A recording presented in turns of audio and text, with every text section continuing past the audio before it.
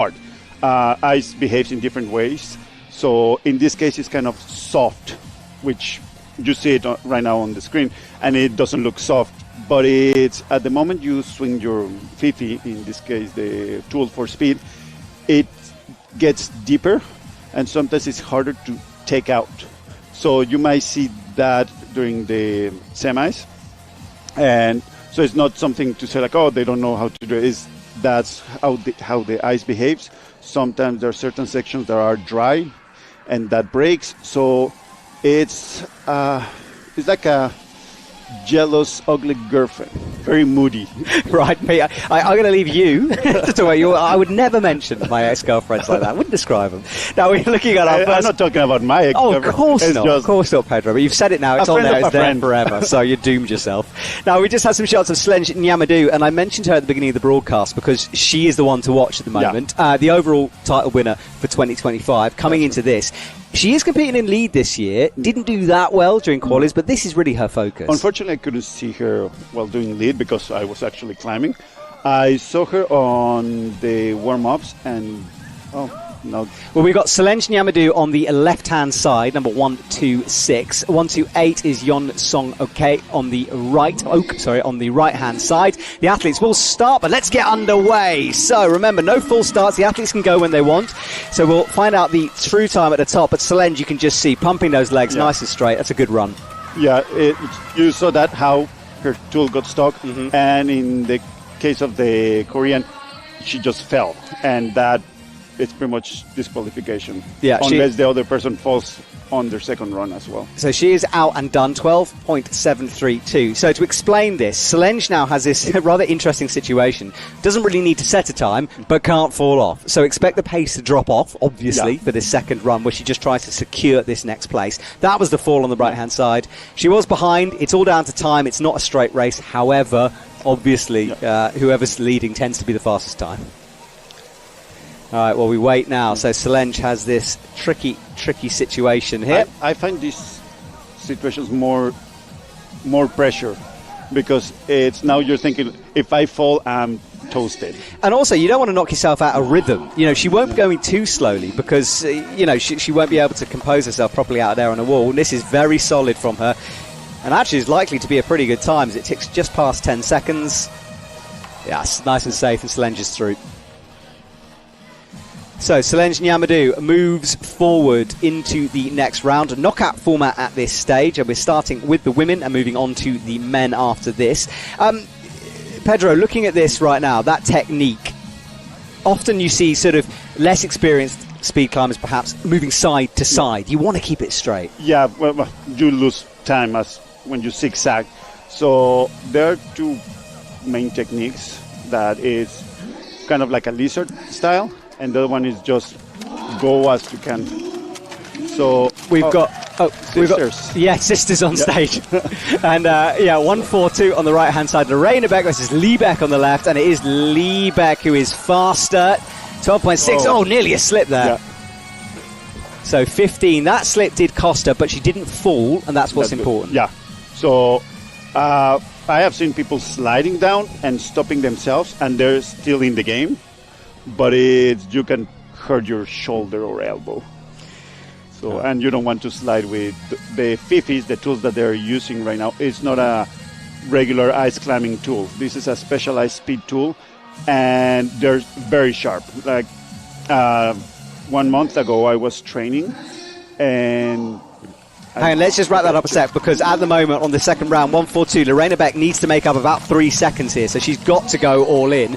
She is ahead. Lee Beck is slightly behind, slower, and remember, it only needs to be 3 seconds. Keep an eye on this. So that's 14. I don't think that's going to be quick enough for Lorena to move forward, but we'll wait and see. I think that should leave her outside of the time here. It was a solid run from both women, but both seemed to just rein it back on the pace a little bit there. So that was Lorena's 15 and 14 second time. You can see the ice starting to get chipped away, almost building a path for the athletes up the middle of the structure here. All right, next race coming out. Olga Kosek on the left-hand side, another favourite to potentially take a medal here tonight, and Young Park on the right-hand side. The athletes don't need to start at the same time. They just have to do it within a time period. But look at this from Olga. Yeah. Even in the warm-ups, she was very fast, and people were cheering for her on the warm-ups. And you can see now.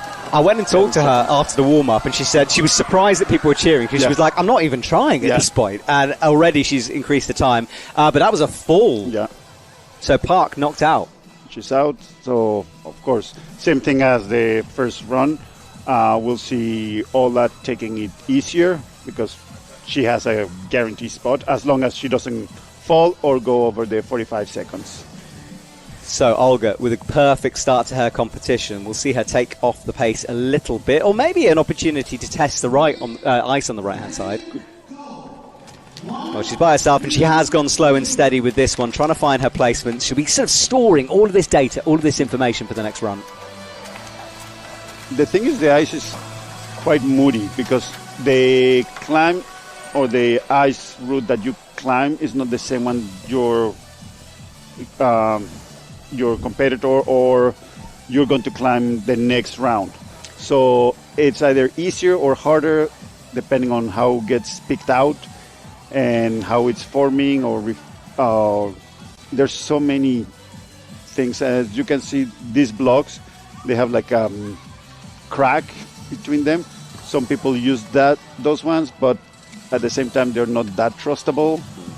All right, well, we've got Eugene Chia from Korea on the left-hand side. The crowd will be cheering her upwards. Mahin Kahili on the right-hand side. And they are underway then. Now, Mahin with a very good start, but a little bit of a pause there. And Eugene as well, slipping down low. So not perfect for either women yet. But look at this, picking up the pace on the left-hand side. Another little slip, this chewy, sticky ice, causing some problems. Approaching the top now, stopping it at 15. And what a comeback from Mahin as well. That was... Didn't start at exactly the same time, but you do get an idea of who's doing better. And yeah, Mahin really found something in the top section there. But they will have to pick up the pace for next heat, because it's 0.4. Yeah, the times will start to speed up here. There was some chat amongst the women. I'm not going to say who it was, but there was a chat about possible sub 10 second times here out there, and maybe around about 8 seconds. So we'll have to see. So the women switch. There's nothing in it between them in terms of time now. Could be anyone's, and that's a big slip from Cha on the right-hand side. So she needs some pace now. Another slip. Mahin will know this. She needs to keep it going. Slipping from both women. Eyes darting back and forth as we follow the action. What's it going to be? It's a 13 on the left and a 15. That's not going to be enough for Eugene Cha, who will be knocked out at this stage.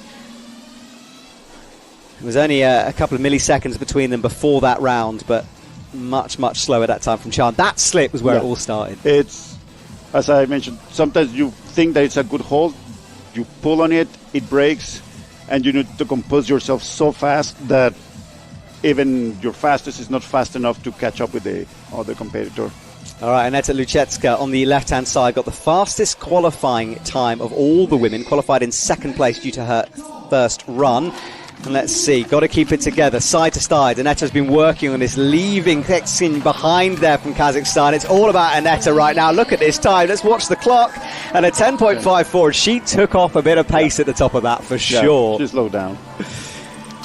All right, well, Aneta is in form then. Do you remember last year? She was so sick. She had a temperature of 38 degrees and was throwing up between the speed rounds. Yeah, it's kind of a secret among the trade.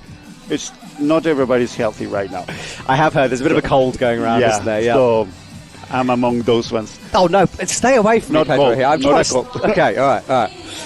All right, Aneta then got a fast time, 10 seconds on the board for her. She can go faster, but obviously needs to keep it together. Meanwhile, on the left, Ksenia needs to find something massive here if she's going to upset one of the favourites. We'll wait for starters' orders. All right, underway then. Aneta, side-to-side technique. A little bit more hesitant, but look how solid those placements are on this one. Absolutely storming ahead, and that will be an easy through. 10 seconds again, consistency from Aneta. Yeah, it's Ksenia is the only competitor from Kazakhstan this year. Oh, way, really? So, So a smaller team coming through. Yeah, last year there were 3, and she was the only one to make it this year. She's a super nice person. Like, she's so friendly, so sweet. It's very interesting to meet the competitors at a personal level when you are there, and you see them on the streaming or on their Instagrams, and you're like, oh, they might be snobby or something. But it's so welcoming. All the community, everybody's helping each other. Of course, they're the ones that have their trade secrets, but in general, it's just help others. Doesn't matter if they climb better than you. You're here for the ambience and the big family that we are worldwide. Yeah, it is lovely. It was brilliant seeing everyone in the hotel yesterday, people travelling all over the world to get here for the first World Cup of the season. Okay, next round. Amina, 1-1-10 is on the right-hand side of your team. Soki Lee on the left. So starters orders underway. Soki Lee decided just to wait a little bit. She can do that, has to go within 3 seconds. But it's very fast from her. That little pause perhaps allowing her competitor to get ahead so it wasn't so distracting. Amina slipping all over the place on the top half here, and it's a good time. 14 seconds on the left-hand side. Amina with all the work to do, though, with a 20-second time here. And good thing that you mentioned the starts. Now the system is you have a 3-second delay / start, because there were many false starts, and that was delaying the process of the competition. So they tell go, and you have 3 seconds to start. So you could start 1 second after the other competitor and still be the winner of that heat. So you need to understand and just pay attention to the clock at the top. That's exactly pretty much your goal. Well, if you're watching on YouTube, there's a live chat going on, and we've got some of our regulars in the house starting off the season. Do send myself or Pedro any questions you might have about the circuit, and we'll try to answer them. Right, underway then, and again, Soki Lee just using that little pause at the start. That right lane, I think, getting a bit more chewed up than the left at the moment. It seems to be the slower. But it seems much faster than Anima on the left-hand side. It is going to be faster. I don't think it's going to be fast enough, though. She had a 6-second deficit coming into this.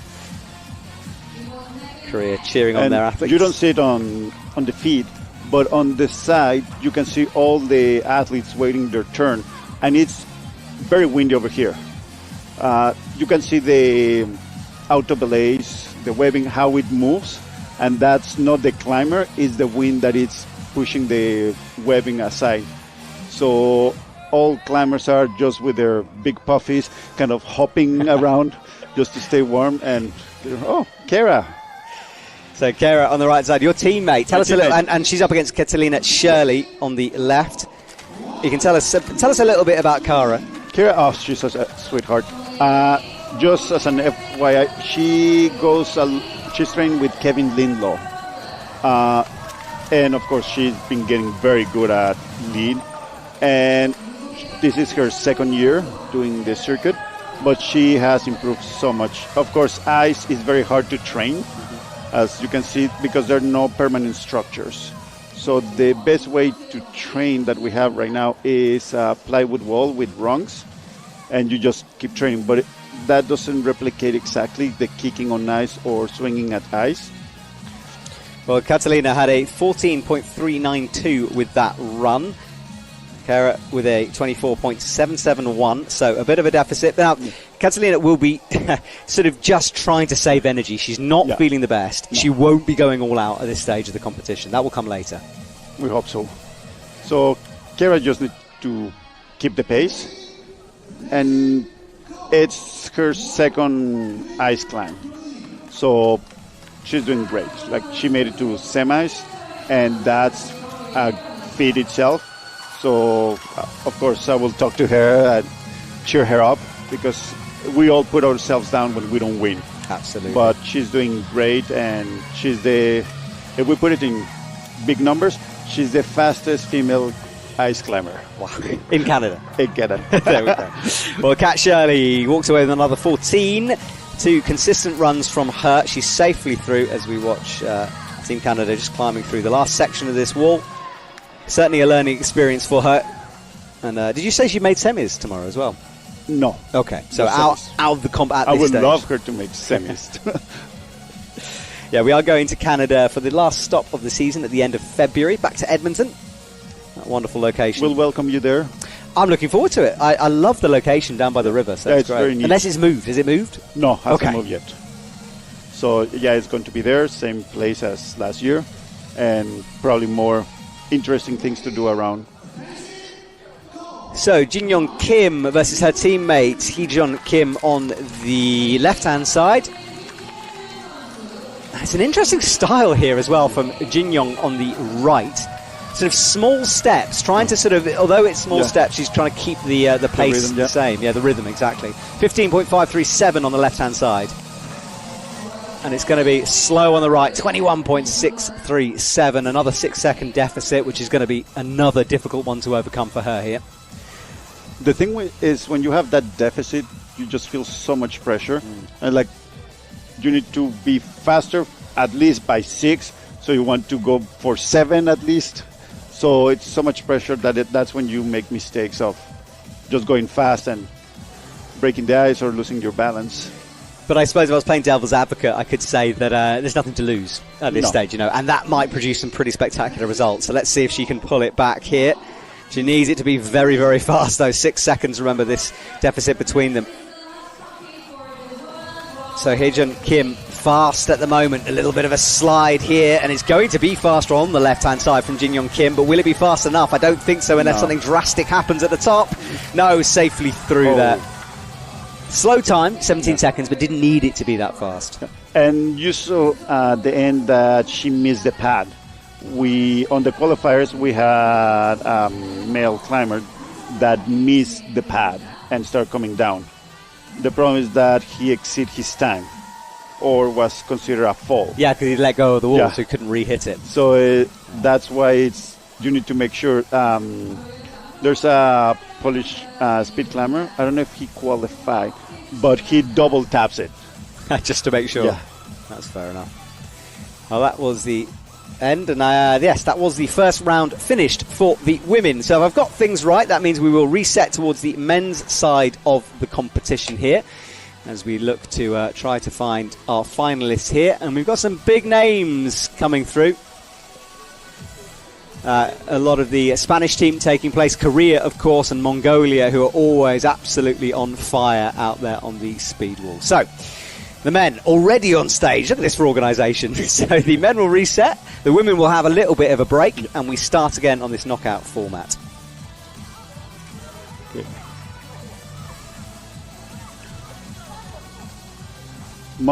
Both are very fast climbers. Like, I'm surprised that they put them together. Yeah, Mosen on the left-hand side, Mendikamba on the right-hand side. And look at this, all right, suddenly the speed increase in our stadium. Mosen is going to absolutely crush that one, though. Yeah. I mean, look, he's one of the favourites. Iran, very, very strong at this discipline. They're very strong. Him and Reza are super strong on speed. I always tell Reza every time I see him, like, when I grow old, I want to be like you. Look at that, nice and smooth, the man putting on a show here. And the label on his hat, by the way, is because under the official rules you have to have 3 letters written, so some of the athletes choosing to put it on their helmet purely because of the gear they've been given. So they swap sides. Mosen taking a long step back there. I think he was just checking out sort of that middle section of the wall, trying to find out the holds. That's the timing pad at the bottom. 1 foot on the pad, of course, and the time will start when he leaves that. We have got a full... Oh, there we go. Goes to yellow now. So they both start on 1 and powering themselves upwards here. It's much better for the Mongolian athlete this time, and is it going to be enough to go through? Well, we'll have to wait and see, because... That's very tight. Yeah, very, very tight indeed there. I'm trying to bring up the results on my screen. It's going to be very tight, yes. It hasn't quite been updated yet. 8.64. Can someone do some maths? Fast maths, anyone on that one? I'm not even trying. I'm looking at my wonderful colleagues on the right-hand side who have many things to do, and now he's doing maths as well. Thank you very much. All right, well, the men celebrate with each other as we turn our attention to the next few through. Jorge and Dennis. Jorge on the left-hand side from Spain, and Dennis, of course, one of the legends of the circuit, and he's underway using his homemade hand protectors on that axe, and this is good from Dennis here. Very fast time, using his length, stops the clock, and that is fast. That was fast for 8.3, so that, I mean, basically neck and neck at this stage. Well, of course, because I speak Spanish, I talk with the Spanish team all the time. And in the qualifiers, I was just before Jorge. I'm sorry, the qualifiers, and I was doing better times than him. And of course, I lose my rhythm when I had to qualify. I'm happy for him, and he's a very good climber overall.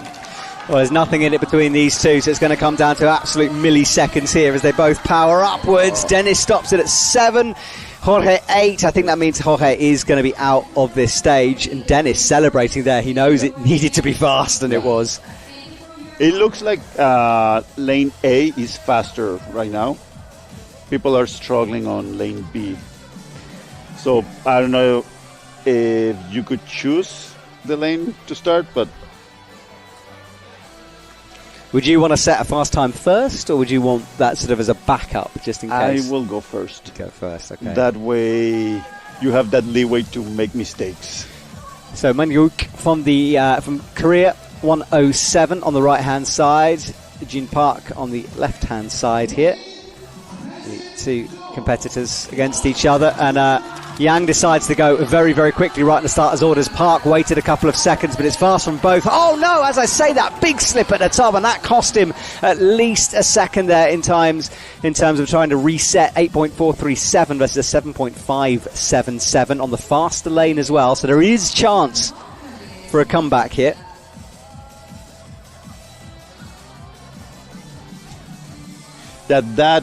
The end looks easy, but you want to put your Fixe just on the top of the ice so it bites properly and you can swing your tool to the pad. Otherwise, at the moment you pull, you might pull your tool out of the ice and you lose everything. Well, Yang has a chance here. We said the left-hand lane running faster. He's got to find about a second over Park, though, and Park looking very, very good. He just needs to keep it flowy through the bottom half of this route. If you look at his tools, those are the new Kuronogi titanium Fixes. Fancy tools. I've heard a few people. I've seen some Instagram pictures of those. I have a pair. Very, very nice. They're beautiful. So, Park deciding to wait Yang straight off the blocks. He needs to gain a second, remember. He stops the clock at an 8, and it's 7 on the right-hand side, which means Park will move forward from that round there. Did you see what I just mentioned? That he tried to hit the pad from before getting to the end, and that's why he missed it and had to readjust. Like in the repetition, in the replay, we can see that. Oh, yes, you're right. Yeah, he was curving that body backwards away from the wall. There it is. That was the mistake. And you never know, but I think even without that, he wouldn't have quite been fast enough. Not under a second anyway, difference. And that is Park with a bit of a relief there, I think, for getting it done. Okay, Kelin Nyamadu on the right-hand side from Mongolia, and Otingimbawa on the right. Sorry, left is Nyamadu, right is Otingimbawa. Yeah, the Mongolians, I follow them on Instagram, and they've been training since November on ice. This is the thing, they have ice, don't they? And if you're in a country that doesn't have ice, you have to climb on plywood, and it's not the same, so it's definitely an advantage if you can find it. Right, Nyamadu, very fast on the right-hand side. That side-to-side method working well from, but then a pause, and look at the left, hang on a sec, 7.8, where did that come from? Those final few steps. Yeah. Wow, very, very fast here, but he wasn't fast down low. He tried to be almost too fast there. 0.2, wow. Yeah, there, look at that. Sudden rapid acceleration on the left-hand side. Let's see if we can see this again. There, yes, it was just like scuttling away at the top there. And a nice and smooth on the right from Nyamadu. Right, the athletes will swap over. Darkness has fallen on our stadium here. The wall picked out by the spotlights, creating some drama here. And the wind does seem to have died down. Oh, no, it hasn't. I'm looking at some flags. The wind is blowing strongly. Tricky conditions. Yeah, well, if the wind was blowing from below, it will be easier. That's very true. 7.61 versus 7.85. Work to do here. And that's not what Nyamadu would have wanted from that. Akinbaya is storming away. Oh, he's not. What a slip and a fall, a full fall. Well, that just shows Nyamadu had to keep pressing there. Yep. He was definitely behind and out, but his teammate fell, allowing him to move forward into the next position. What drama here. That's the beauty of speed. Like, you could be the fastest, but if you fall, that's it. And so everything is up to strategy. Do I want to go as slowish and solid, or do I want to go fast and expect that I don't fall? Right, well, your hero, Mr. Reza, is out. The man you want to be when you grow up on the left-hand side. Yeah. And David Bouffard from Quebec. Oh, goodness, your favourite versus your teammate, and is your favourite going to take it? That's a 6. I like them both. Both are good people. Like, I always tell David Bouffard that he's like a corps de pirate, heart of pirate. Last season he had a mustache and a goatee, and he looked like a pirate. Well, if you're watching on Instagram, Instagram, on YouTube, keep your comments coming. We've got some regulars. Jan is in the house. We've got a cat supporter. Who else have we got here? We've got Martin as well. Go Dennis. So let us know who you're rooting for. Hammer the heart button as well while you're there. Just let us know that you are here and watching. Right, David Bouffard has work to do on the left-hand side. A big rip of the Fife on the right hand there. Look at this from Reza, though. Absolute control as he hits the top. 8.061. Not quite as good as that first run, but we know the right lane is running slower. Rez is a very good overall climber. I didn't check the results yet for semifinals, but he qualified on lead, and most of the time he qualifies on speed. So he's a very strong climber. Somebody to keep watching in the future. We'll see how things go for the ice climbing scene. All right, so the athletes are waiting here. Two teammates up against each other. Minchol Kim, 27, is on the left-hand side. Cheongsong Lim on the right-hand side. Big start there from Lim on the right. Look at this, but look at the comeback from Kim as well. He had a slow bottom. Actually, he had a fast top, though. 7.283 versus a 7.635. I think the top of that wall's really bedding in nicely for some fast times to come later on. And Kim is ahead at the moment. And an add-on, because you have seen a lot of Koreans competing, in the circuit, the host nation is allowed to have a quota of 9 athletes per category when it's regularly 6. So you can have a lot of your own teammates. If they're not doing both disciplines, you can have 9 different people doing ice and 9 different people doing lead. Wow. So the contingent this year is 25 people. Okay. So Lim has some work to do here. Kim just needs to keep it consistent, and he is keeping it very consistent. That right lane starting to run faster, and that is a fast time on the right. 7.52, the 7.69. I think that means that he will move forward. Let's see this again, the replay. Bit of skittery feet action going on here. But a big launch there to finish things off. That's the right lane, starting to run a little bit faster here, Pedro, I think. Well, it's what I mentioned. It starts getting picked out. You have better holes, better footholds. So if you have that rhythm, it helps you a lot. Okay, so Andreas versus Otkungahu from Mongolia on the left-hand side of your screen. Ooh, a big slip there. Andreas was behind, though. Keep an eye on the clock. It's going to be fairly fast from both. Just over 10 seconds from Andreas on the right-hand side. Kankaku on the left had this sort of weird start. He was looking good, had the double slip right in the middle there, then picked up the pace again. That will have cost him probably 2 seconds there, so he has potential to run around about 7 seconds. And well, people don't know this when you're watching the live stream. But when that breaks, it's very dangerous because the Fife goes straight onto your thigh. Yeah, stabbing yourself does happen. Just more than often. More than often, yeah. Athletes' scars are over their legs. Look at that, though. From Otengagaku on the right-hand side. That was super speedy from him, setting a blistering 7.454. He will move forward. Andreas Gantner knocked out, and a big slip there. Almost hit himself in the face with that left Fife. Yeah, I don't know if you, our viewers have noticed that a lot of people climb with knee pads or other type of leg protection because it's quite, you hit your knees on the ice all the time and you end up super bruised.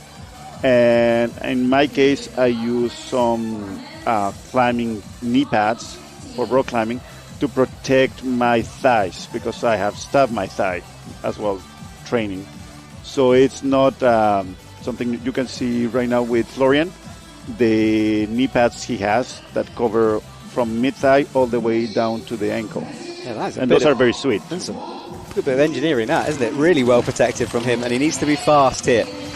So here is Lim on the right-hand side. Florian Gantner on the left storms away with it. Look at that, smashing the pad, 7.516. I was worried he was about to miss it then with that big wild move on the right. That is below the time needed for sure here. He's in some trouble. I was talking with Florian about his knee pads, and he said that he loves those ones. I have looked for something similar because those are motocross knee pads. So for me, my worry is my thigh. So it depends on. Some people use volleyball knee pads just for the kneecaps, but I prefer to protect most of my body. All right, well, last round of the first round for the men before we swap to the women and the next heat. Florian Gantner had a very quick time. He doesn't need to go that fast here. He'd like to test the ice out. It's still going to be fast from him, 7.382. Acceleration at the top from him. Lim, though, will be knocked out with that. So 14.66 left him with too much work to do on the first run. And a 10.943 isn't going to do it. So Florian will move forward. We'll now go back to the women's side of things as we narrow down our search to the next round here. A little bit of a reset. The women will be brought back and they are on stage now. I can see them. Well, now, wait, I don't know if our viewers saw that there's the staff or the volunteers cleaning the ice right now. So there are many, they do a great work. And if you notice when the competitor starts, they put the shovel just on top of the pad. This is to avoid falling ice to tamper with the pad and the timing, which you don't want to have that, especially on finals, because then there's a lot of confusion and upsetness. And also they clear all the chunks of ice because the competition boots only have crampons on the front. These are specialized speed crampons that look more like, for our climbing friends, they look more like alpine crampons, just the front part. And you don't have anything at the heel. So if you step on ice, you're just going for a flight. And imagine having your fifis and your crampons, and you just slid. And if you land on one fifi, that's going in. So right now they're just cleaning for will be the finals? No. The next round will be the quarterfinals, right? Yeah, quarterfinals yeah. Next up. So, yeah, and of course they use speed out double A's, which is an amazing thing. Like, I love them. I have also competed with people belaying, and it becomes quite stressful because some of the climbers are so fast that the belayer cannot pick up the slack, and you just see that they're above there's a big loop below them. It's like, oh, if they fall, that's going to end up bad. All right, okay, we're ready. Here we go. Yeah, next round for the women's. Slenge Yamadu, 126, Lee Beck. As we try to find our small finalists and finalists here. Slenge a little bit slow, a little bit hesitant down low. Now she's picked up some pace. Lee Beck is sort of that. She slipped. I was about to say slow might mean safe, but no for Lee Beck. She rips a tool and is knocked out. And for the second time, Selene Niamadou will run by herself out there. Well, now will be the waiting game, because when the tools stay up, they need to go up and take them down. So it's not like on lead that most of the time the tool just falls down because of the angles. This one is on a pocket, so they need to pull it up and then let it drop down. Well, there is Liebeck having a little word there with Rob Adey. I'm not quite sure what the problem is. I thought they might run again, but apparently not. So, I see, that's the problem. There you go. We got a Fifi stuck in the ice. Very deep. There you go. That is some good fishing. That fishing rod just appeared like magic from the top of the water. There's a photographer up there, if I'm not mistaken. You know those machines where you sort of like a claw grabbing machine? Yeah. It's like one of them. You win a Fifi. Well, it's not that how you get a climber to go up fast. Just pick your favorite climber and bring it up. Yeah, that hook came out of... there's a photographer up there. So it's quite common that there's somebody with a hook around. So Selene Niamadou will run by herself for the second run in a row here. Just needs to finish without falling off. So I'd expect her to be a little bit slower here. Liebeck will be waiting. Any slip. Oh, Selene loses both feet there. I've got my fingers crossed right now. I swear this is the most terrifying part of the ice comp is this round. Oh, nearly slipped to the top as well. Well, it's 11.59. And just to point out, the reason the athletes sometimes reclimb and tap it, even though they have stopped it, it's very difficult to see it over that lip. So they might have thought they hadn't. Obviously, want to make you sure. have it just above your head. For spectators, it's very easy to tell the time. But when you're climbing, you finish just below it. So, and of course, you have your helmet that doesn't allow you to see above it. Oh, and it seems that it's snowing now, or that's the American team? I think it is snow. So, yeah, a little bit. It was forecasted later on. And the snow is coming quite heavily now, in fact, into the stadium. So, the snow falls, adding a little bit of a winter wonderland feel to proceedings here. Olga Kosek, 129 on the left-hand side. Mahin Kelly on the right-hand side.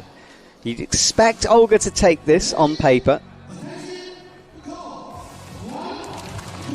And Olga, with this technique that she uses, she's not always like, it doesn't look that quick, but it's this sort of slow, steady drive to the timing pad that does tend to work for her, but it's a bit slow from Olga, 13 compared to her 13.31. Oh, wow. So suddenly, that was very close.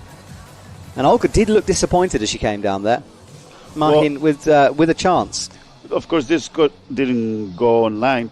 When we were warming up, Olga was doing around 10 seconds, and people were cheering for her.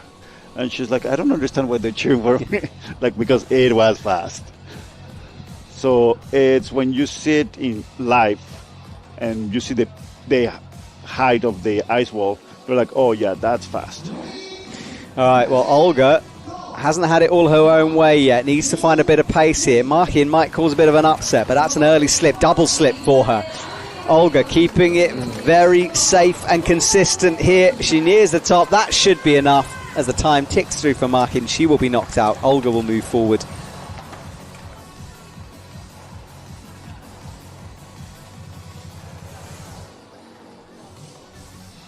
All right, well, Olga, nicely done from her there as she makes it into the next round.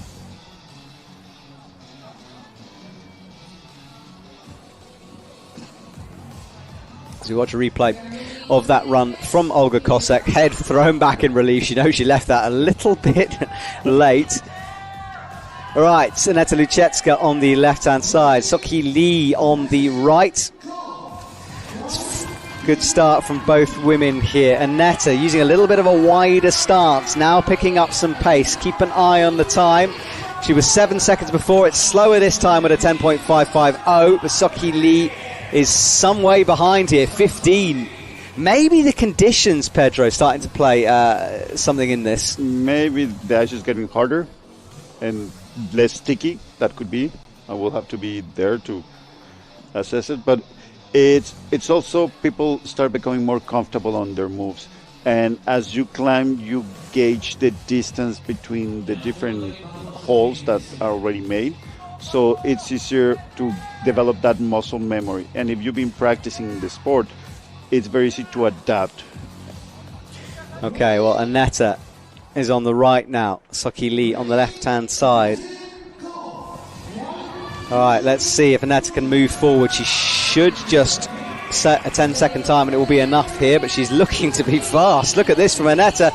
Soki Lee faster on the left. Aneta stops the pad with an 11. More than enough for her. She moves forward as the time ticks through. Soki Lee will be out of the comp at this stage, barring appeals, of course. And I have been told there is an appeal going through for the men's. We're not sure exactly what that's about, but if we hear any more information, we will keep you updated. YouTube, how you doing? Jan saying, talking about the mysterious hook that appeared. Yep, that was a mysterious hook earlier on to pluck that Fifi from the ice. That was the run from Aneta, wearing her trademark pink bobble on the back of her helmet.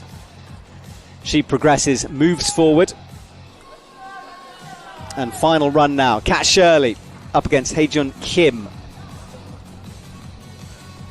And I know there's a lot of Kat supporters out there on YouTube, so let's send your support over.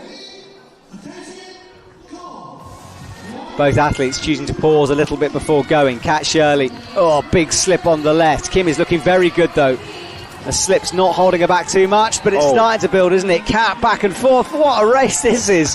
Athletes all over the place. 13 seconds on the left, 16 seconds on the right-hand side. Not the cleanest of runs there, Pedro. But these are the runs that I enjoy so much, in the sense of full of emotions in such a short time, because one sleeps and you're like, oh, the other one is going to make it, and the other one sleeps, and like, oh, now they're tired, and then they sleep again, like, oh, something needs to happen. But I'm happy for Kat. She's been training hard, and she was second place overall last year on speed. And she won it here last year as well for the women. So the lights on. Kat has a little pause before going. Took a deep breath. Kat nice and smooth through the middle, approaching the top half. Kim still skating all over the place here with those legs. Not the most efficient, and Kat should take this pretty easily with an 11 compared to a 16. Those times will be added up. Fastest time moves forward, and that will be Kat Shirley. So it's some people were not aware of the country code on their uniforms. Yeah, I mentioned that before, don't worry. It's cool. Yeah, that's why it's on the helmets, or on the sleeves sometimes as well. That was Kat smacking the top there of the timing pad. And down she comes. Okay, well, that is it for the women. We turn our attention to the men, and we'll have to see if there is a bit of a delay here. But just while you're waiting, a little fun fact for you. I've just been told that Dennis was born on the exact... Sorry, Jorge was born on the same date as Dennis did his first World Cup 20 years ago. Wow. How crazy is that? What a coincidence, eh? Well, it's like I was telling Jorge, like, you guys could be my grandkids. It's like, how old are you? Old enough. Let's put it that way. Pedro, how do you see your season going? Are you going to carry on competing next year? Is this kind of you for the foreseeable? I want to keep going. It's more like a stubbornness thing. And so, a background of me. I used to compete on rock climbing. My first ice climbing competition was in 2007 in Canmore Ice Festival. Doesn't exist anymore. But then I lose the passion for competing. Then 3 years ago or something like that. Which year is this one? 26 now. Okay, 4 years ago. I went through cancer. So I had cancer, and after all that, I decided to conquer, not my fears, but get back into competitive climbing. So I started competing in Fixe Glass, which is a very old and renowned event. And then I got the opportunity to join the team. And I've been doing that for 3 years now. And my goal is to keep going and give back to the sport, to not only become a better climber, but to help others to love the sport the way I do it. Like every time I'm taking a break, I'm talking with anybody from any country and giving them tips, and you should try this. And I was talking with the Americans, and they were just struggling with the speed. I'm like, just enjoy it. Don't fall. That's your first priority. Less than 45 seconds, and think of your movement. Do it this way, like move your hips this way. And yet, they did. One did better than me. I was like, and he's like, "Oh, I'm sorry." Like, no, don't worry. It's like, I'm glad that you learned and you did better than me, like just for 1 second. But it's at then this sport brings so much joy to my life, and it's my happy place. So until my body says that I cannot continue, but I heard that there's a climber who's 56 or 57 right now. Ice climber? Competitor. Okay. Almost half a century.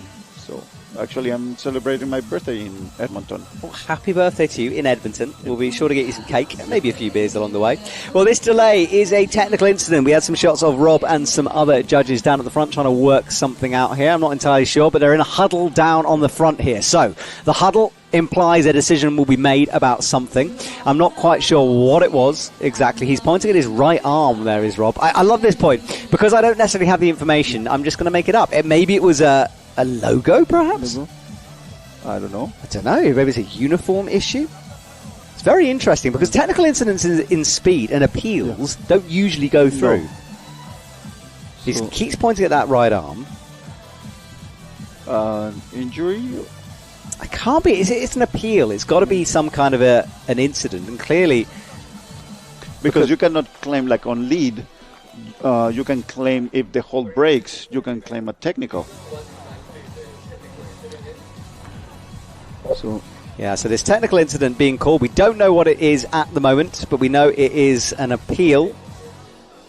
But it means there will be a delay in proceedings. Now, this could go a number of ways. They might rerun a race, but there's a microphone. Pedro, I see a microphone.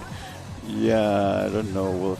Well, it's always interesting when this happens. That way you learn more about the sport and all the legalities about it. So...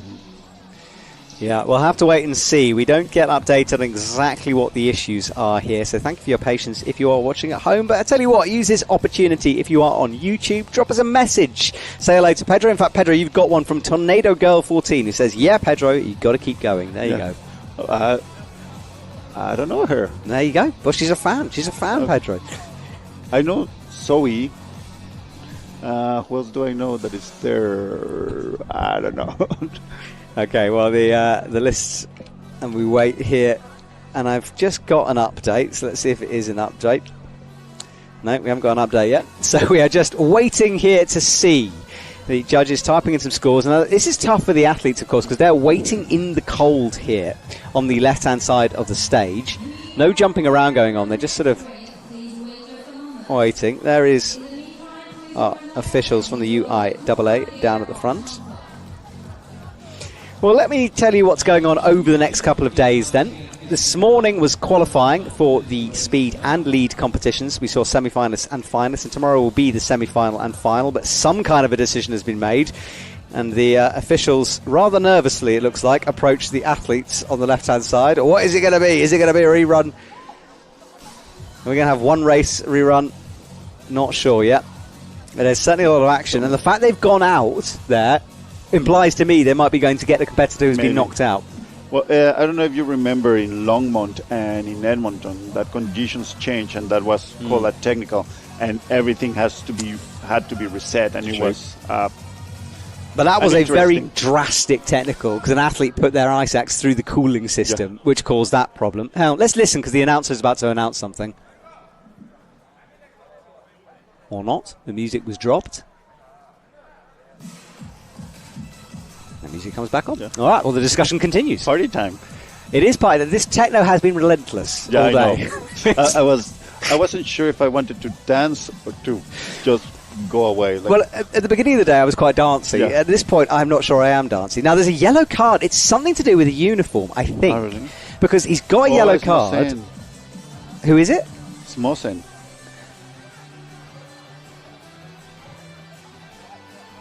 Now, there are things that can happen in terms of what an athlete is allowed to display on their uniform as well. I didn't catch a look at his right arm, I'll be honest, so I didn't see it. But you aren't allowed any symbols, you're not allowed to make any statements, so I don't know if it was something like that he put on. Yeesh, I don't know.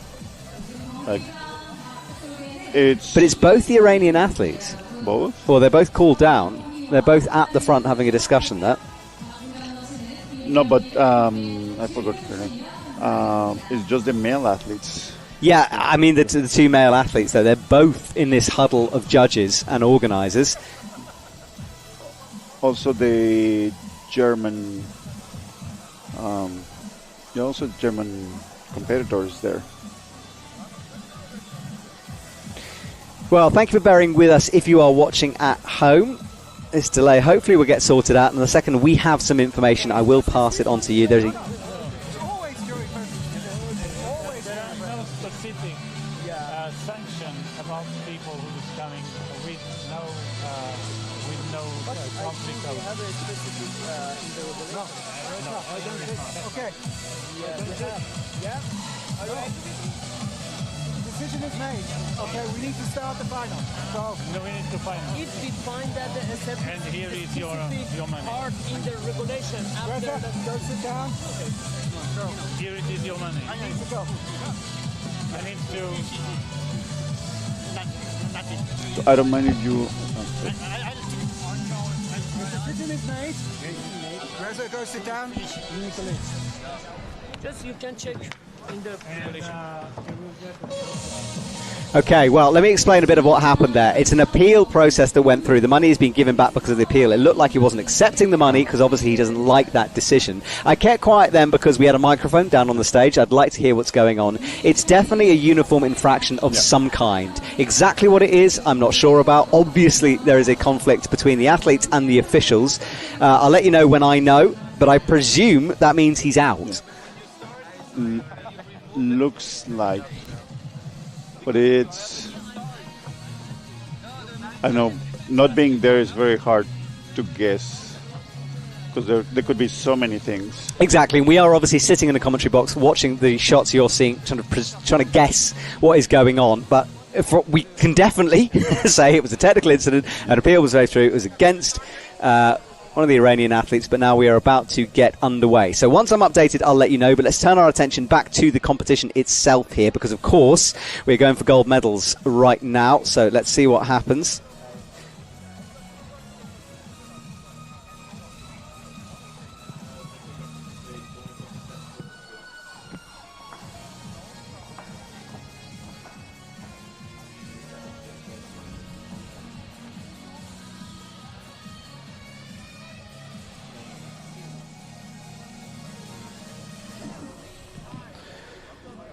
Okay, well, we wait now. The list is posted onto the wall by the officials, and that probably means an adjustment in the reorder here. So the men are getting themselves prepared. There is the reorder on the screen, which isn't the most useful shot to show, in all honesty. But it is there. We can't quite see that or know what difference that makes, but the reorder has been posted up, and I think we're close to getting underway here. Certainly the men have taken jackets off, so that's a good sign. Jumping up and down, so we're a couple of minutes away from getting underway here for the second round of the men's comp, and our athletes stride out. Right, so Dennis, is it Dennis? Yes, it is Dennis. Dennis comes on the right-hand side of... Oh, it's not Dennis. Okay. I apologise. I thought that was Dennis. It is Dennis, isn't it? We've got slightly wrong graphics on that one, so we've got Dennis up first on the right-hand side. He's up against Manikandim Chulimbata.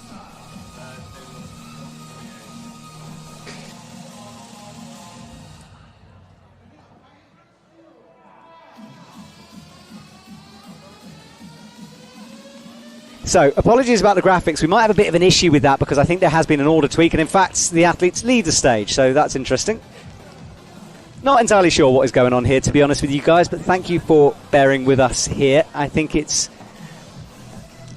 I've no idea. We have no idea what's going on, but Dennis has left the stage, jackets are back on, and I think this is an... Okay, I'm going to presume again.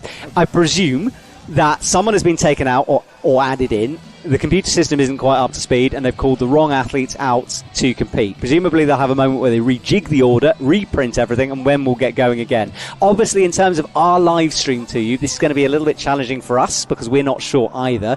So do bear with us, and apologies about this delay.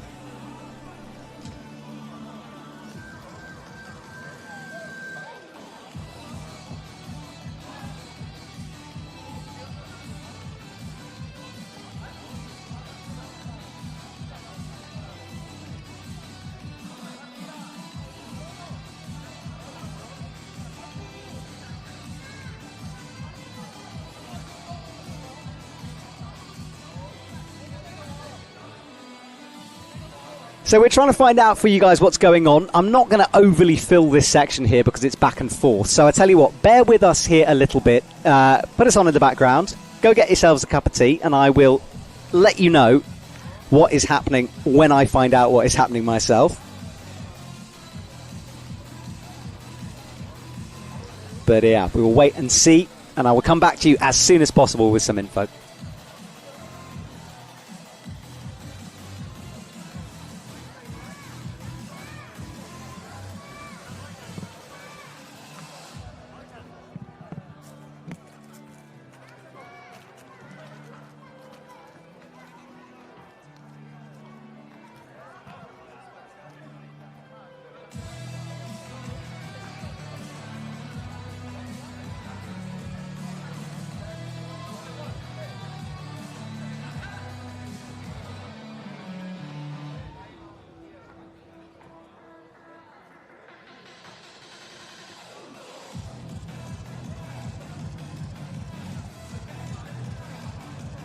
Okay, so I've got a little bit of information for you. So, Julian Bata has been disqualified during not having the correct IOC country code on his uniform. That implies to me that he did have a country code, but it was the wrong one, which is a bit of a strange one. I have no idea what. So the athletes, and this was brought up in the technical meeting at the beginning of the competition, all of the athletes have to have written their athlete country code somewhere on them. As part of the rules, they were aware of it, and that has been breached in some way. So that is what they're doing. And the reason there's a second delay, I think, is because the computer systems have had a little bit of a moment and are trying to catch up with themselves. So the team is working on trying to improve the technical situation, but Julian Bata is disqualified at the moment. So we'll get back to you very soon once the competition restarts.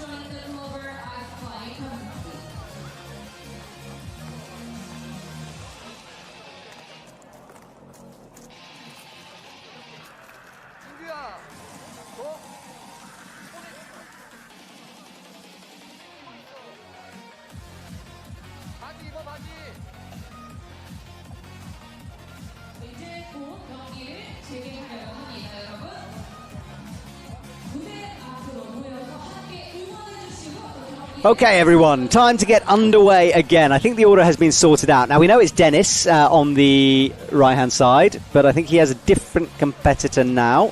So, 140. That's Mosen. Which is Mosen. Oh, so 149, that is. Apologies. So, yeah, we are correct. No, we're not quite correct. No. So, the graphics are off on our side, but we'll keep you going because it's Dennis on the right-hand side from the Netherlands.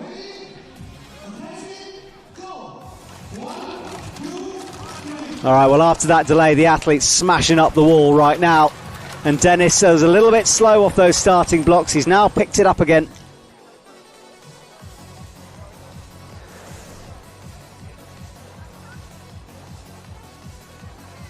And let's have a look at that on the right-hand side.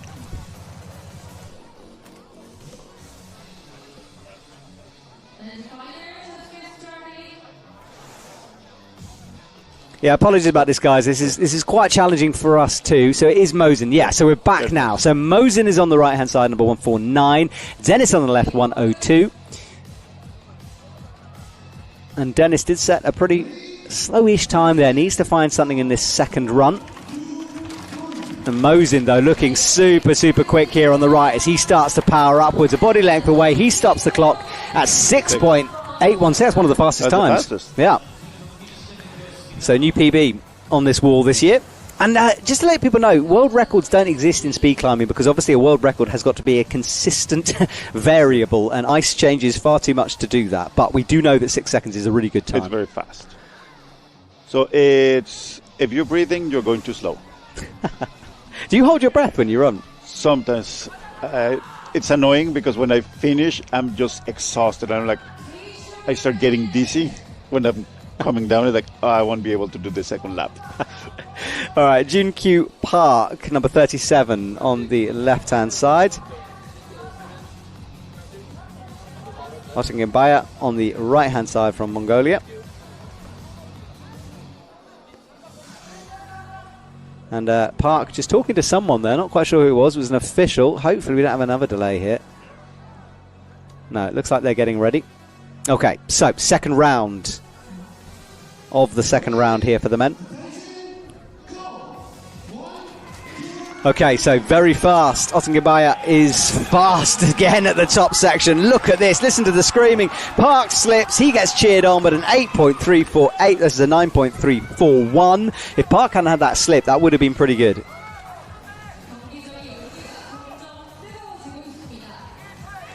So we've got some questions coming through. What temperatures is it in Korea? I'm not exactly sure. It's in the minuses, especially as the night comes through. It was forecasted to be around about minus 20 at one point. Luckily, that improved a little bit, so the athletes aren't freezing. But it is cold and the wind is blowing. Challenging conditions, although that snow has gone away now.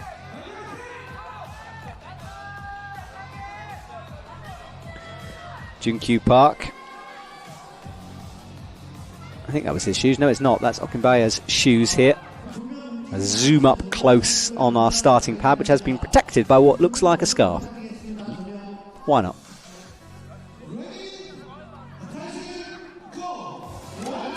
So, a little bit of a pause from Park. Well, look at the speed from Park. He's got a big deficit to try to pull back here. But a huge slip and he's gone. Yeah. Oh, the Korean crowd. You can hear the disappointment, Pedro. Yeah. He was going so strong and so well. So it is very sad, especially when you're about to come back and suddenly everything goes. And we see the Mongolian athlete just celebrating upside down. I don't know if you saw that movie Spider-Man, the first one. Yes, I think so. Coming upside down. Just. Oh, I see. The kiss, you mean? Yeah, the kiss. Oh, part. The kiss, yes. So luckily not recreated on our screens. Okay, next round here. Reza on the left-hand side. Kim on the right-hand side. Minchol Kim on the right-hand side. So Reza Safdarian and Minchol Kim. So Korea had disappointment just now. They've got another chance here. Reza had a big slip, starting to power up though. Kim waited a couple of seconds before going, and it's 7 seconds from Kim. That was very fast. 7.649 on the right-hand lane, 7.811 on the left. Reza will have to speed up the next one. He will, won't he? He did have this big slip. We'll see it again. Let's watch it. That was the slip. He hit himself. He slipped. Yeah, might have done. Often when athletes stab themselves, the adrenaline is so high, they sometimes don't realise until they hit the ground. Last time I injured myself, I thought... Oh, sorry. Did you see that? So he hit it with the pad. I think he got the Fife stuck, palmed the timing pad. You rarely see that one. Doesn't matter. Hit it with whatever you can. Go feet first if you want. I'd like to see that. So Reza has work to do here on the right. And again, that little pause from Kim, and that's disastrous. Rips the first hold. And he immediately complains, but he rips straight out of that left-hand side. I think he's saying it's a starting pad issue. Now, that is an interesting one because, you know, we want the starting pad to be consistent. The camera just zooms up away at the last possible moment. But the fact he immediately pointed at that pad, I think he's going to imply, look, hang on a sec, that wasn't my fault. There was ice under the pad. But it's very difficult, obviously, for any judge to make that decision because it's also easy to push it backwards a bit. But well, and if there's no video and nobody was paying attention to that at that very moment. Good point, Pedro. Yeah, we did miss it on the camera, so I don't know. That's a very good point. So if it is appealed, I'm not quite sure how they're going to look at that one, but they've left the stage anyway. I've seen incidents happen like this in the, well, I nearly said the old name, world climbing competitions where the start pad has slipped and it has just moved forward because it's one of those things. Yeah. So I'm expecting that to be a very similar thing here.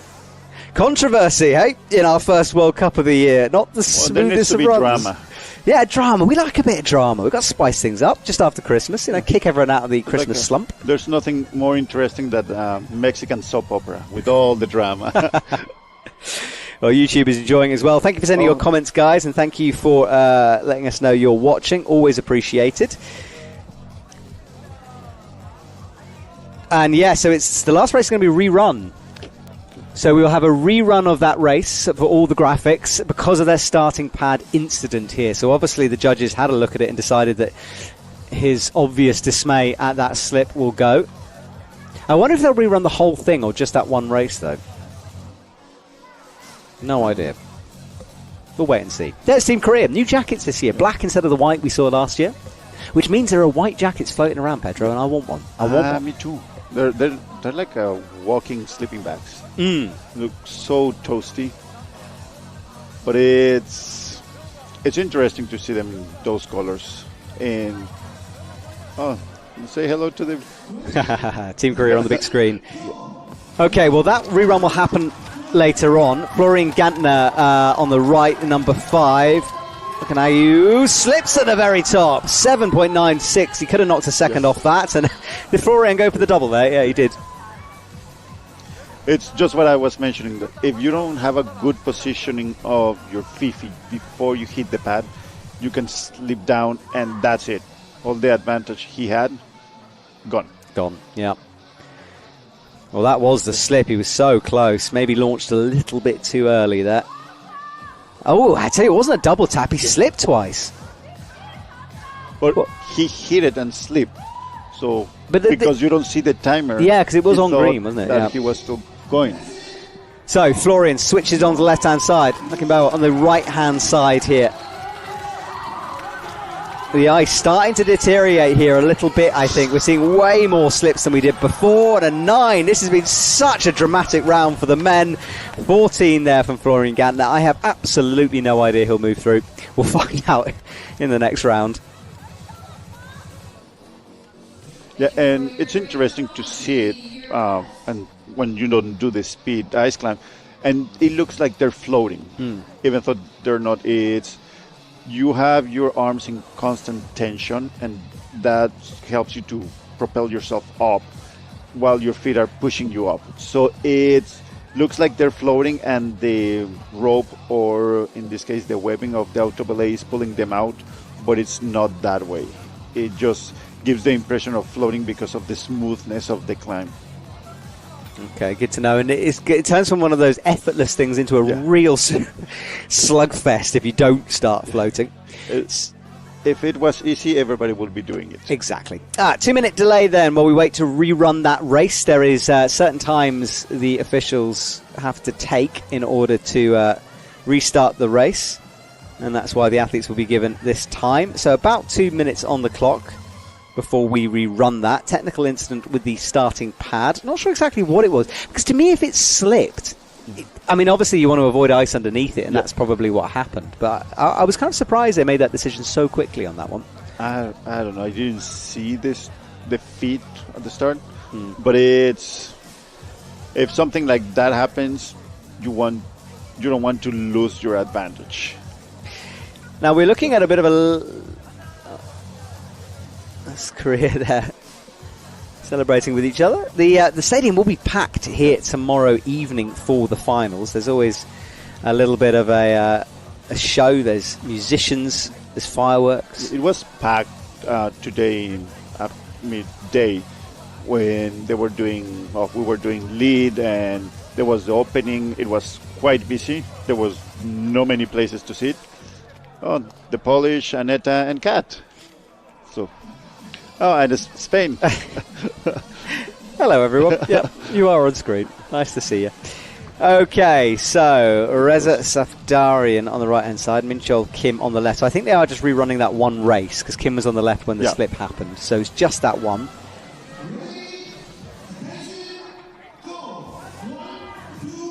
Okay, so Reza powering through on the right-hand side. I don't think it's going to matter for Kim. I can't exactly remember what the deficit was, but I think Reza's done enough there. No, Kim did faster than Reza. Okay, so that might have cost him there then. Yeah. Oh no, he went very fast, 6.884. I don't know. We'll have to wait and see on that one. It's always hard with this offset. It sometimes gets me. I forget that it's not a straight race.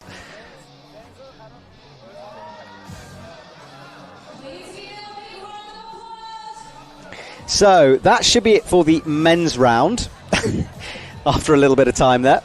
So we should move on to the women's side of things now. And of course, this is the stage where it's not knockout anymore. We are deciding medals at this point. So the loser of the next series of races will move into the small finals race. The winner will move into the big finals. So there is always a chance for another medal here. But obviously, from the athletes, you want to be in that big final. Yeah, this one is, unfortunately, I haven't been there. But it's always, you want to be faster than the other one, regardless. But even if you lose, you can still get a medal or a fourth place if you're really bad. Yeah, it's a bit of a sort of consolation prize, isn't it? Well, the snow falling more heavily here as it rustles around our stadium. The women have made their way to the stage, so we're close to getting underway. And of course, they will be they're reintroduced, aren't they? So we get to celebrate with them again in a couple of seconds. Team Korea under deep discussions here, I would imagine, about that timing pad, exactly what happened. Perhaps watching some videos back here. If just joining us, we are nearing the end of our first competition of the UIAA ice climbing season for 2026. The women look cold out there. It is freezing for them, and of course they've been standing around a little bit more than they would have wanted as well. The wind is brutal right now, and here it's a valley, so all the wind comes one way, very strong. And well, if viewers can see the flags on top of the structure just flapping all over. During the lead competition, some pieces of advertising flew away, so they had to stop the lead on that route to put the flags back in. So, now there's a dance. There is a dance. Right, our MC is on stage and we'll introduce the final four women there. And what a final four this is. All of them winning World Cups before. Olga Kosek on the left, Kat Shirley in the middle, Aneta Luchetska on the also middle, but middle right. There's Slenj Nyamadu on the right-hand side. The only true specialist is Solange here. All of these women, well, all of them now compete in lead, but Solange is definitely more of a speed climber than a lead climber as she starts to develop those skills. The techno tunes are still playing. I feel like someone's just rustled around in their garage and found a sort of a CD for the 90s or something. Probably. Looks stuck it. Sounds like that. I was when I was waiting my turn to compete. It's like the music is like reminds me of my good old days in university, and that was almost 30 years ago. I chatted to Aneta, by the way, about those. You know, she's got those yellow shin pads on. Oh. I said, are they new? Are you using something different? She was like, no, I tried to bring them to every event last year, but I kept losing them. So this is the first time she's got all her kit, which is very classic Aneta. And she hasn't lost any yet. Not yet, don't say that. There was a passport incident last year. Many things can happen. Sometimes I'm thinking in buying one of those kids' parachutes. Right. Because people don't see this on the streaming. But we've come with a lot of gear. And it's not just what you see on competition. We have tools to fix our tools. Files, crampons, boots, extra clothing, and so on, so on. So the athlete area is a war zone. Like there's tools, clothes, everything, everywhere, all the time. So you need to be careful not to step on something sharp or to step on somebody. Because some athletes are so tired that they just lay down and take a nap. Right. Now, I'm not sure why we've got another delay here. I did see judges running around at the bottom. I presume it's still the starting order for the men, because the men haven't been called on to be introduced yet.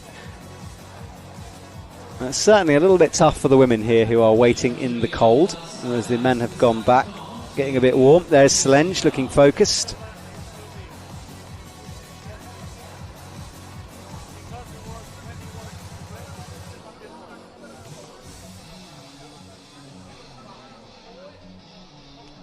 Well, I think they want to have more drama to the season. Maybe. I quite like to see some races, to be honest, at this stage.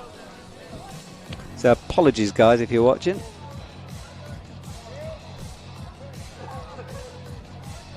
Not quite sure what the incident is here. I do think it's start list issue, because they're all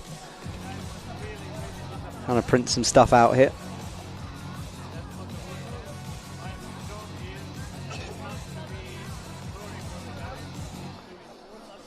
Well, apologies about this. We will come back to you when there's some more action to call. But we'll just wait for now.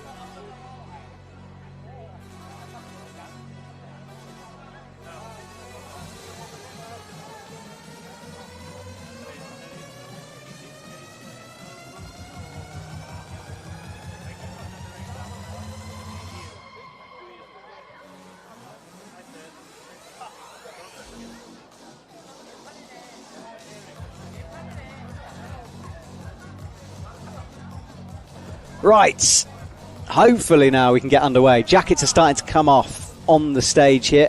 Yamadou takes hers off, so she's getting ready to climb. Although she doesn't appear to have a competitor currently, which is strange. Oh no, Olga is getting ready, I think. Yeah, so it should be, according to mine, it should be Kat versus Aneta, and then Slenge versus Olga.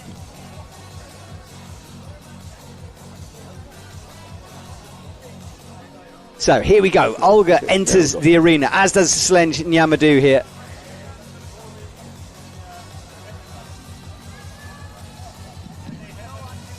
And there are our two sets of athletes getting ready to run here. So here we go. Remember, winner of this will move forward to the main final. 2 runs for the women. Fastest combined time will get either a silver or a gold. Big moment here. Both leaving the pad round about the same time, so it's almost a straight race here. Olga with the first mistake though. Slenge now puts one in, a bit of an issue, and another slip for her. This is going to be costing her time. Can she pull it back? It's an 11, which is pretty slow there of that left lane. So Ola could come back very easy if she makes even half a second faster than Slenge. Yeah, that would be her pass to finals for gold. Yeah, that was the second slip. No, first slip. Yeah, second slip for her. She's got the top, but both athletes getting in the 11 seconds. 7.42 for Olga.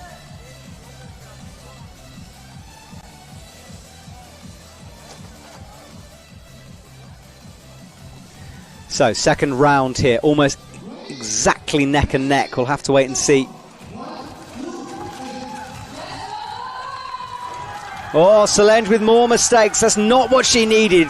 Now Olga makes one of her own. What's going to happen at the top? It's going to be a 10, slightly quicker, but Slenge with that will be out of the big final. She will have a chance to go for the bronze medal, of course, but Olga nodding to herself. She knows she's guaranteed silver here, and what a lovely position for her to be in. That was very nice. And same, the strategy. Slenge was trying to guarantee her pass, and she was making mistakes by going fast, and Ola just found her rhythm and just kept the rhythm. Well, good work from Olga. She celebrated. She knew it was enough. Right, final race for the women before the finals. Kat Shirley on the right-hand side, and Aneta Luchetska on the left-hand side here. Aneta super focused. She's been hovering in this position for a while here. Right, they're underway. Oh, big slip from Aneta down low. Kat Shirley has her own slip, though. Back and forth. Aneta starts to pick up the pace, as does Kat Shirley on the right-hand side. Could be anyone's here at a 9.929. Not too bad. The conditions definitely have changed out there. I think that softness, the stickiness we were talking about, gone with the cold. But what is happening is now it's shattering. So this is why we're seeing these slips. But saying that, that was good composure for both women on the top section there. You know, real trust in the ice.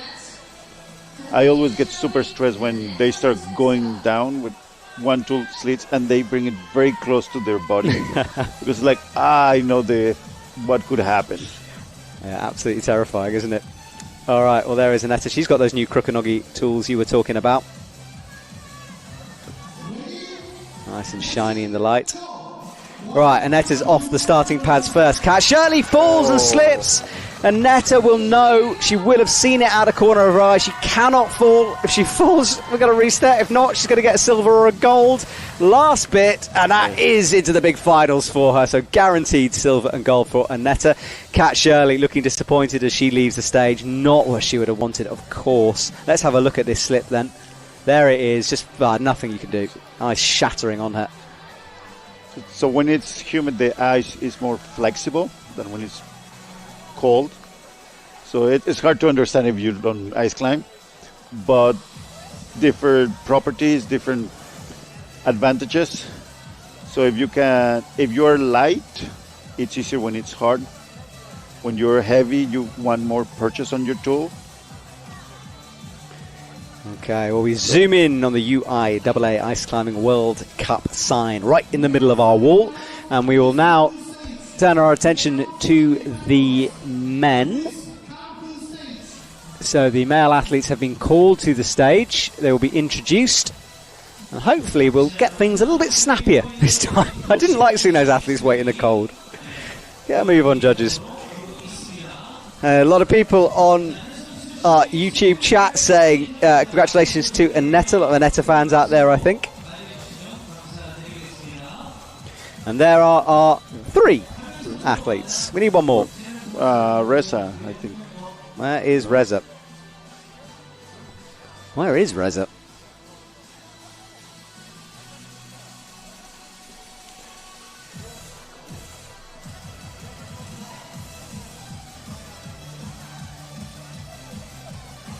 Well, clearly you can see the problem right now, which is there are only 3 athletes instead of the 4.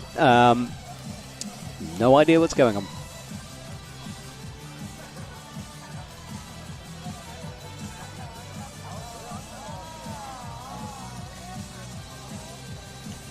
Well, they go to the side of the stage, obviously missing an athlete here at the moment. I'm not sure if that athlete has decided not to compete, if he's just not here, whether they've lost him. So Mosen is coming up. Yeah.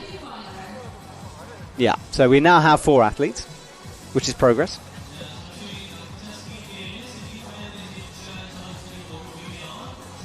I do wonder if that was a... I have no idea what that was about. Okay, well, we have 4 athletes. We have our 4 potential gold medalists here on the stage.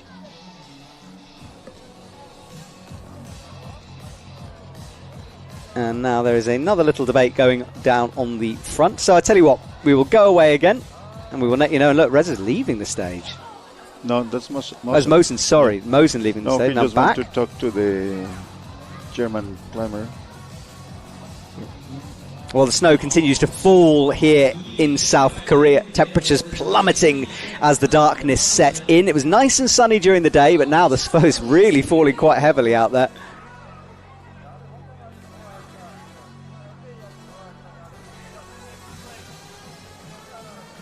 Commander is asking me on YouTube whether it's always this chaotic. No, not usually, Commander. There's some incidences along the way, but this is a big one. So there is another appeal gone through, and it will all be about these letters on the arm. So another technical incident, another appeal, which means, and of course, if an appeal is put in, they have to investigate it, they have to look at it. So we will go away again, have a little pause. There's no point us just talking and trying to presume again. We will say the wrong thing, so we'll let you know when we get an update.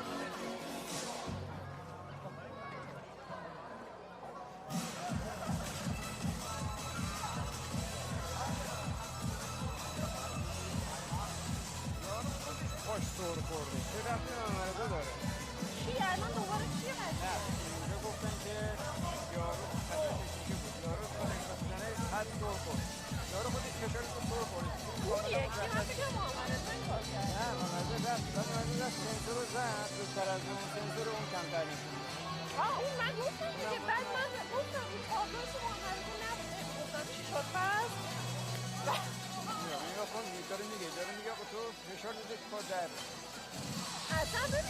I just want to just update on some things here, because it looks like we were thinking it might have been another incident about the uniform, but the way Rob was moving there made it look like it was something to do with the timing pad, and he's talking to Park as well, so I think the appeal to rerun that race might be the thing that's being looked at here, which is interesting.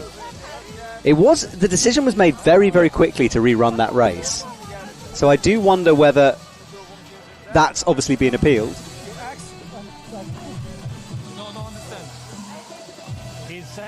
Comes off, yeah, and it's as if it was a fall. It is as a fall. It's a fall. Okay.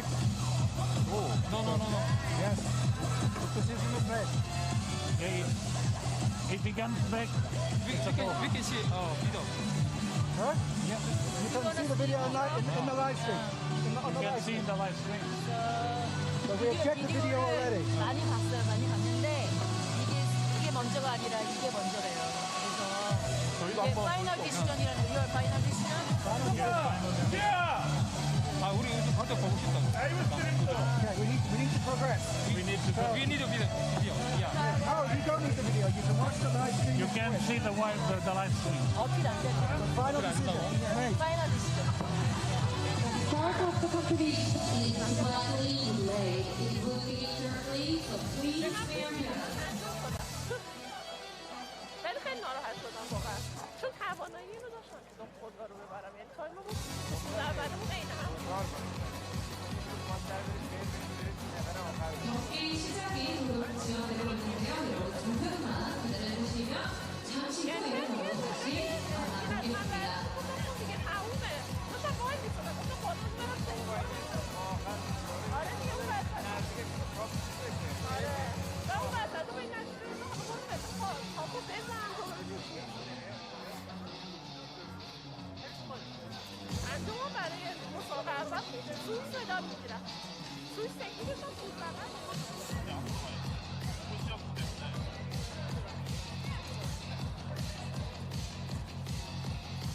청송 아이스클라이밍 월드컵답게 오늘 2호 월드컵 경기장이 어느 정도로 변해가고 있는데요.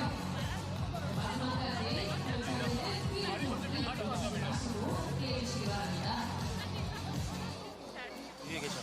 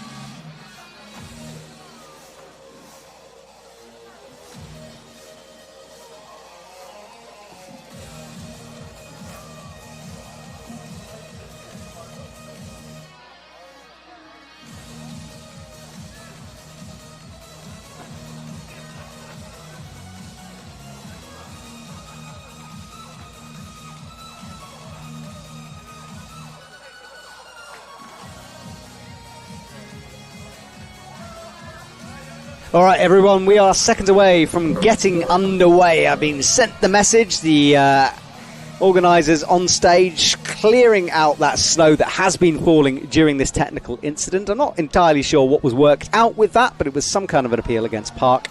Okay, so our athletes coming through.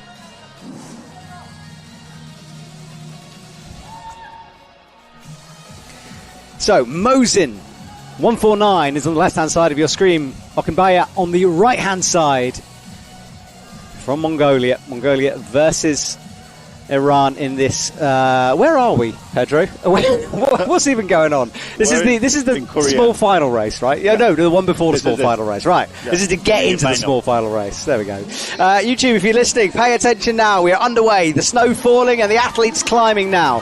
Mosin on the left starts to power through. Okunbaya though, and a big slip from Mosin. He's out. He goes. Okunbaya will take the victory, move forward into the big final, unless there is another slip. And you can see how slippy it is out there. I know they're ice climbers, but as you said earlier, there's no crampons on the back of those boots. It's just rubber on wood. Not very nice. Yeah, it's to just go for a ride. And what I was telling you, look how the ice is shattering now. Yeah, oh wow, yes. So it's not the tool. Well, he's looking at the tool to see if it was something with it, but it's the conditions have changed. So the climb we all climb early, it doesn't exist anymore. Yeah, it's totally different right now. Well, he's got a victory lap here, and he will take it very slow, as he should. Stamps his way up that wall with authority. Just needs to not fall off. One of those rather unique rules we have here at the UIAA, this one. But yeah, he runs by himself, nearly fell off the top. 16 seconds, it doesn't matter. He's through into the big final. That would have made it very interesting if he had fallen. Yeah, it would have been, if he had fallen off, yeah, it would have all been reset again, wouldn't it? Well, we're seeing a replay of it, but he was stamping his way. I really love that. It just shows you how slippy that ice is. The fact that he's, being very deliberate, still sliding around. Yeah, when the ice is that hard, you need to hit it, not just place or slide. And we can see now that Reza is in and Florian. And there's another delay potentially here. They're looking rather annoyed. Especially with the temperatures, you get annoyed very fast. Yes.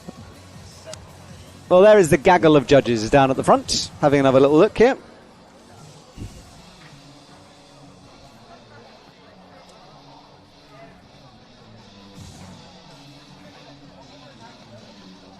Something about the time or something? They just keep looking up.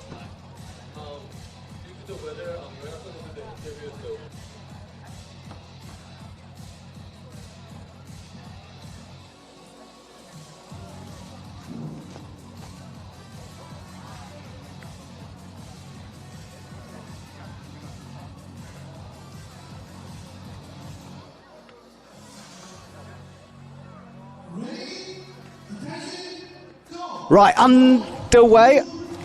We are underway. Wow, that was a huge delay there with the 1, 2, 3. That was really strange to see. But Florian Gantner on the right-hand side, sliding all over the place. Reza hits the top with the green. 7.38 for him versus a 8.509 on the right-hand side. Yeah, Reza is taking advantage that he was allowed to get into the finals.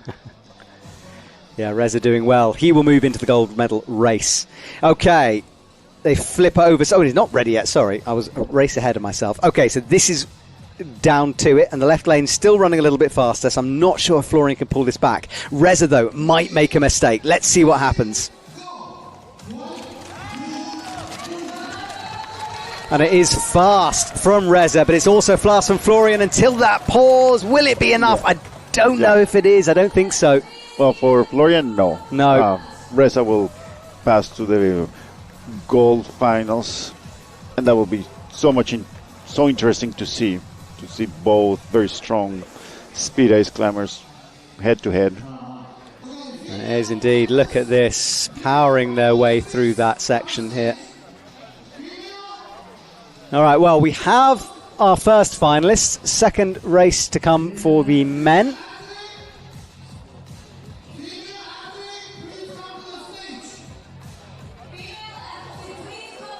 So the women have been called to the stage, which means we're about to get ready here.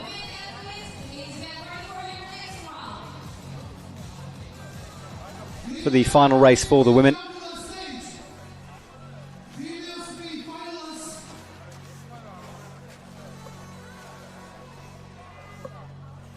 And the snow heavily falling now, coating the ground. Shouldn't make too much of a difference to the athletes themselves because the wall is set back a little bit into the structure. It is fairly sheltered for them. Obviously, it has slightly affected our audience members, most who have sensibly departed.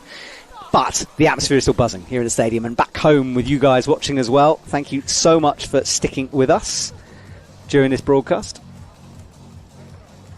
The women now have been kept nice and warm. They now come onto the stage and it is their time for the final two races here.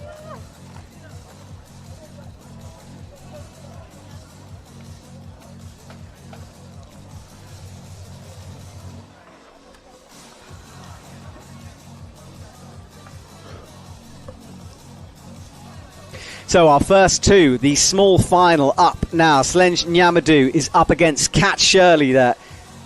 This is for the bronze medal. Cat fans, start shouting at your screens. Big moment here. 2 races away from a potential medal. And Pedro, obviously this is a race you just don't want to lose, do you? No, because you accumulate points during the season and you want to be crowned champion of the season. So that's why the better position you have throughout the season, the better chances you have to be the champion.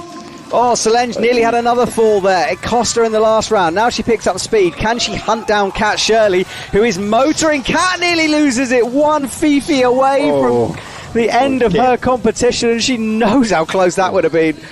11 seconds for Kat, 13 for Nyamadu. So behind, but not out yet. Yeah, it's becoming such a nerve-wracking moment to see because they're slipping, ice is breaking, so you don't know what's going to happen, and you expect them, because they're the top of the pack, to perform, but you see how the ice is behaving. So compare, I don't know if the people remember the when we were doing semis, that it was faster, it was more secure, all the placement of the ice. Last race then, can Nyamadu find something in this final race? She's got about 2 seconds in it. She is giving it all. Kat as well needs to be careful here. They're back and forth, slips all over the place. Nyamadu is close though. Oh, it's an 11 versus an 11, which means Kat Shirley, with my maths, should take the bronze medal position there. Nyamadu was disappointed. She couldn't quite claw back the time deficit. It wasn't the cleanest run, but up against it with these conditions and the brittle ice. Let's see it again. That was a double slip from Kat. That's such a gutsy climb from Kat to pull that one back. Ultimate respect for her there.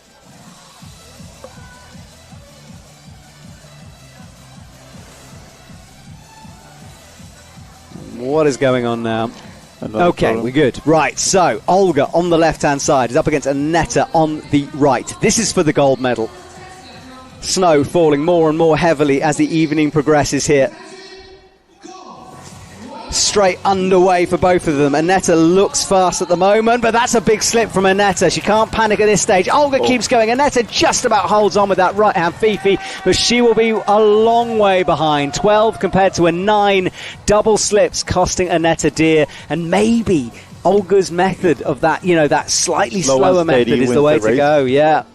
Aneta put it all on the line. I mean, she would have been faster, but the slip's got her. There was the slip. There was a big one. Oh, she was lucky to save it, though.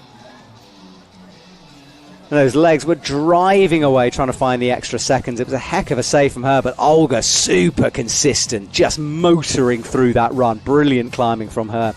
Well, it's all on the table now. Aneta will go flying off the blocks. Olga will try just to set a good time here. She knows she's ahead at this stage, doesn't want to slip, but obviously you don't want Aneta to go too far. Little bit of a slip on the left. Olga coming back at her now. Is it going to be enough? I don't think it is for Aneta. If Olga can keep this going, it's a 10 compared to a 10. That means that Aneta will take the silver. Olga will take gold. That first run from Olga meant everything to her. Good stuff from her as the athletes return to the deck. Very, very close, but that first round is what it was all about. Aneta fighting her way upwards there. Got the Fife stuck, but Olga, look at that. She's like a Terminator. Yeah. You know. Look, she knows where she's going. Yeah, she's coming for you. She'll get you. Great run from Olga. As a side note, you don't see it now because the wind took away all the red tape that is on the sides. In some venues, you are allowed to hook on the sides, but here in Cheongsong, you are not allowed to hook on the sides.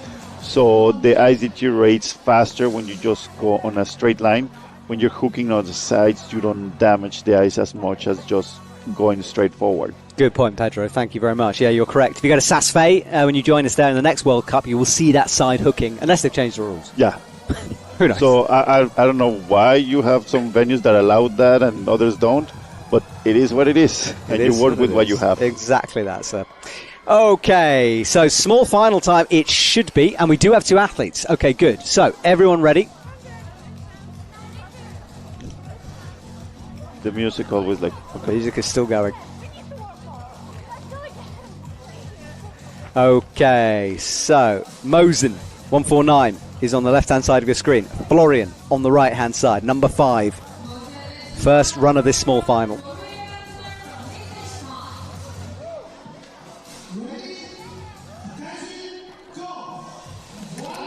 So they are underway. Who's going to be the first to stick their head up and set a good time here? It's going to be Mosen with a 7.2, and on the right-hand side, it was a miss. He nearly lost that one, but he's in huge trouble. That bronze medal might have just slipped away from Florian with that one. Made a mistake at the very, very top. Looks like he got a Fife stuck between the cracks. Yeah. Well, and also the second time he hit the webbing of the UIAA. Let's have a look at the top on the right. Yeah, that was the stick. It was. Oh, yeah, you're right. It was bringing the right hand up, I think. Yeah, so he hit it on the way through, and it looked like the left was stuck, but actually that wasn't the problem, was it? It was that right-hand Fife.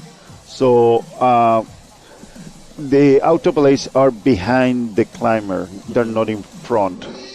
So that's to avoid you hitting the ice while you're coming down. All right, well, it's fast from Florian. It needs to be because he's got a big deficit to claw back. Mosen slows down the pace, but he will take that bronze medal. Iran with their first medal of 2026.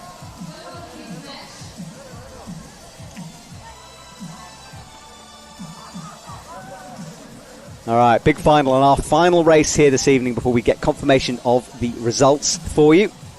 Florian disappointed there. It was so close.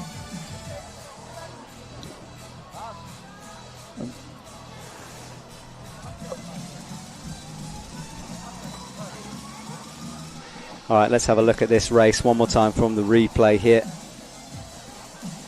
And there we go, stopping the clock. And the snow. I'm trying to think of the word for when it's snowing a lot. We call it like, I don't know, there's many words for it. I just don't remember.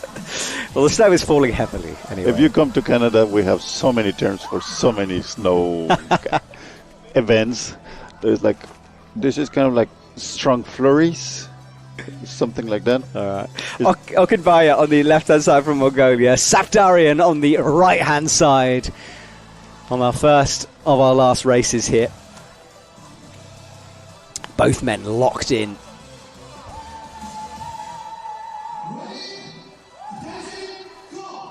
We're underway then.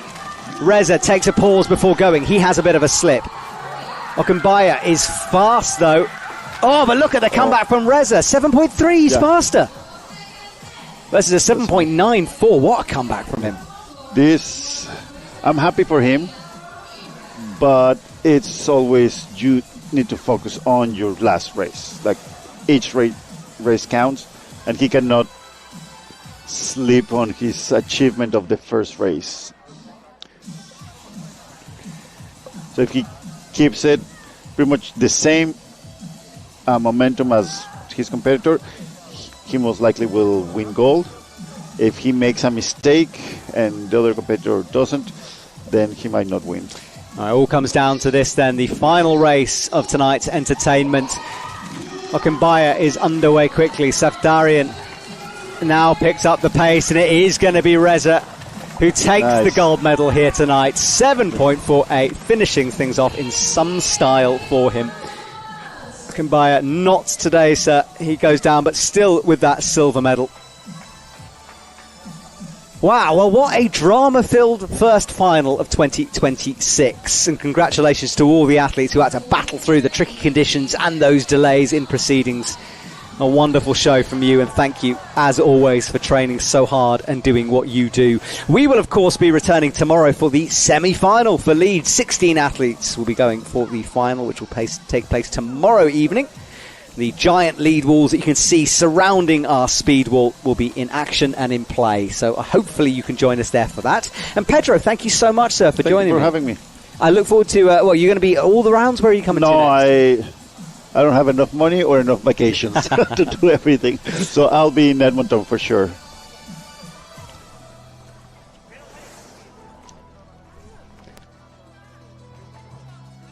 Well, Pedro, I hope to see you as soon as possible in Edmonton. You need to show me around. I want to see all the good bars, sir. Sure. I don't live in Edmonton. I live south. Calgary is close enough. Calgary. Yeah, whenever you want, come visit in Calgary. Thank you very don't much. know where we live, but some of the other athletes know where we live. Cheers, Pedro. Thank you. All right, guys, we will return tomorrow for the semi-finals and finals. Thank you to the UIAA and all the athletes, and we will see you soon for more ice climbing action.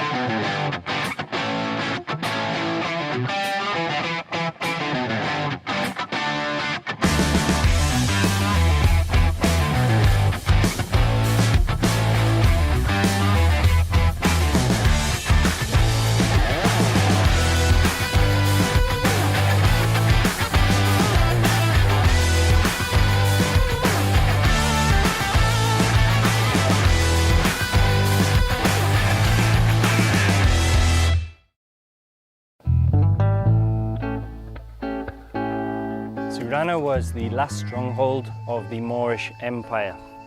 Due to its rocky landscape, it created this impenetrable fortress and took hundreds of years for the Christian invasion, which happened in the 12th century. Tirana is a village known for its resistance. Whether it be the Moorish Empire, the Christian invasion, the walls and the climbing, and the village is still here today. Its resistance against time is undefeatable. However, in addition to coming to Tirana to learn about history, people now come here to do something different too.